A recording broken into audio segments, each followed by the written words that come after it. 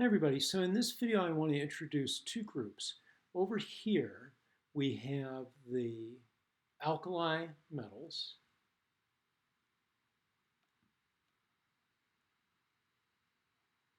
and then over here in group 2 we have the alkaline earths.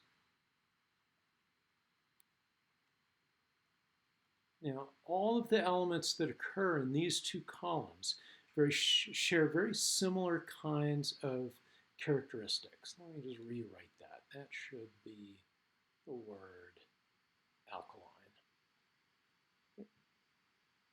So to understand how the elements in these two groups operate, we're going to look at how we write electronic structure. So remember that we're filling in sequentially the KLM shells or the first, second, and third quantum numbers that represent those shells. So in this diagram, what we're going to do is we're going to start with neon. How would we write the electronic structure of neon?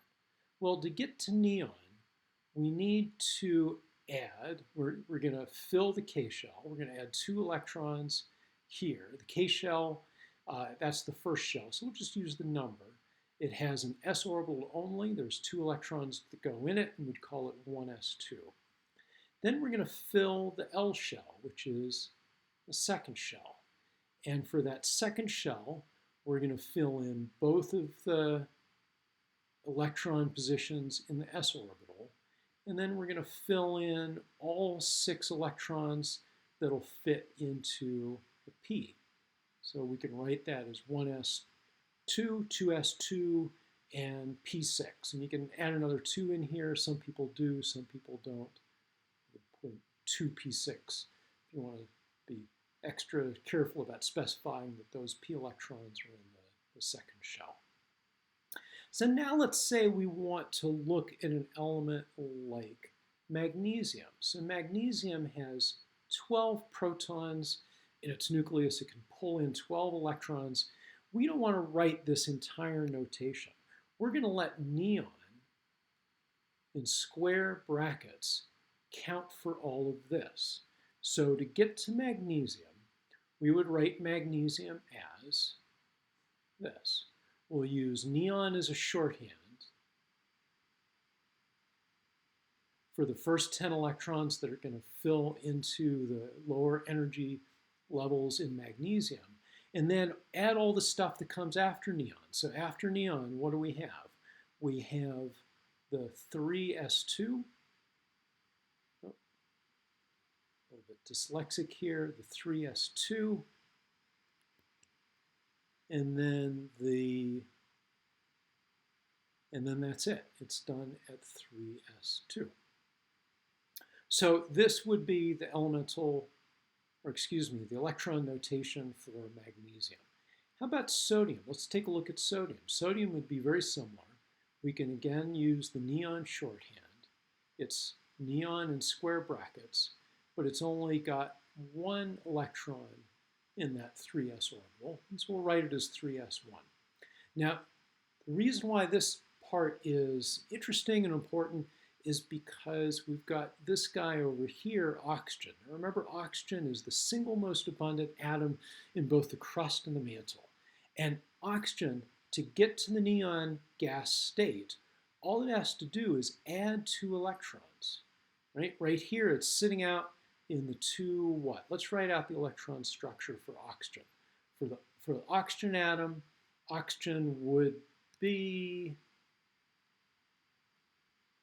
it would be helium in square brackets, and then after helium, we're going to fill in the 2s2, and then the 2p, and how many p electrons? 1, 2, 3, 4, so the 2p4. So if oxygen can just simply add 2 more electrons to get up to 2p6, then it would look like neon in terms of its electronic configuration. So why does that mean anything? Well, if oxygen is able to pick up 2 electrons from another atom that doesn't want 2 electrons, then they can bond together. So if we take a look at magnesium here, Magnesium had those 3s2 electrons sitting in its outermost orbital. It's happy to get rid of those. By getting rid of those, it gets to a neon noble gas state also. So it's happy to donate those 2 electrons to oxygen, and you end up with compounds like Mg. Oh, 1 magnesium and 1 oxygen are happy to bond to one another. But here's the beautiful thing about the periodic chart. That's going to be true for everything in this second column. All of the alkaline earths will have this common characteristic, whether it's beryllium, magnesium, calcium, strontium, barium. They're all going to have these 2 s orbital electrons sitting out there just waiting for an anion like oxygen to pick them up. So it's very common for these guys. Well, they almost always invariably have a 2+ charge. And it's the same idea for the alkali metals. Whether it's lithium, sodium, potassium, rubidium, etc., they all have that 1 electron sitting out in the s orbital. They're happy to get rid of it and attain a 1+ charge. And so that means that these guys all react very, very similarly to one another when they're bonding with anions or other kinds of atoms. And so that's why they're grouped together. That's another part of the beauty of the periodic chart, that we have things like the group of elements out here, the noble gases or the transition metals, etc., that have these common characteristics and allow us to make predictions, very powerful predictions about how things will react, or when we're studying geology or environmental sciences, where we would expect different kinds of elements and how we would expect them to be